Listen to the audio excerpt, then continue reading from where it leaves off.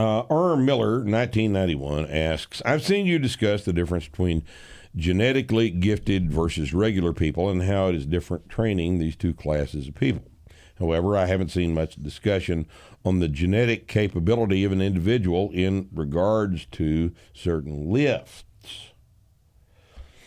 For instance, my squat, even after work with an SSC and pushing it to the limits, is still pretty weak. My top set of 5 is 340, but never tested a single. However, my heaviest press is 265, being, he says, pretty good for being under 1 year in the program, in my opinion. Yeah, that's a pretty good press. 6'2", he's 30 years old, he's 6'2", 255.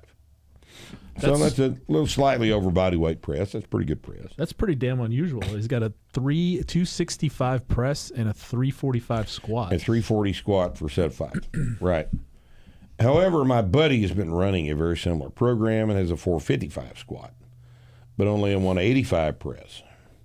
That's a pretty big difference in our proportions of squat and press. It's just, is it just anthropometry, such as limb length, etc., or are there genetic proclivities for upper versus lower body that account for this difference between lifters? Not usually, no. No. Unless he spent a bunch of time benching and stuff in the before training. Yeah, he came into the program with a strength trained upper body. Right. Could have done that. Could be a problem with his squat. Yep. You know, could be a problem with your squat. Was there a deadlift number in there? No. The deadlift's always a good gauge, right? Yeah, if he's deadlifting 340 for a set of 5, and he's not pulling, 465 for 5, something like that's what he ought to be doing with all the rest of these numbers. Right. I would say that the problem could be anthropometry. It could very well be anthropometry. He could have long legs and a short back. Yep. That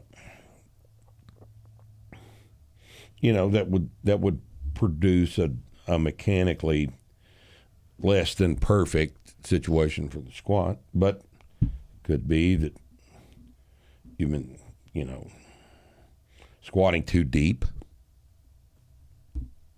If your squats are 2 inches below parallel, you're giving up a bunch of load on the squat.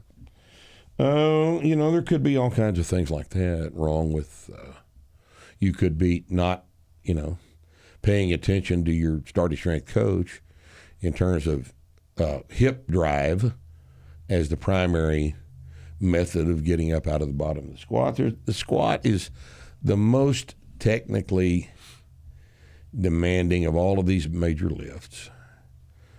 And there's lots and lots of ways to do it wrong and still call it a squat. That's the difference between the squat and the deadlift. The deadlift is done one way.